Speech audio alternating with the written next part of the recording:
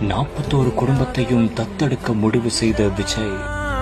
நான் யார் இறைவா, விடைத்தாய் இறைவா, நான் யார் இறைவா, பதில் சொல்ல மண்ணில் வருவாய். தலைவர் எங்ககிட்ட எல்லாரையும் பார்த்து சொன்னார், நம்ம இந்த குடும்பத்தை எல்லாத்தையும் நான் பர்சனலா தத்தெடுக்க போறேன். நம்ம வாழ்க்கை முழுசும் நான் இவங்க பயணிக்க போறேன். 41 உயிர்களையும் இழந்து தனியாய் வாடிய இரத்த உறவுகள்.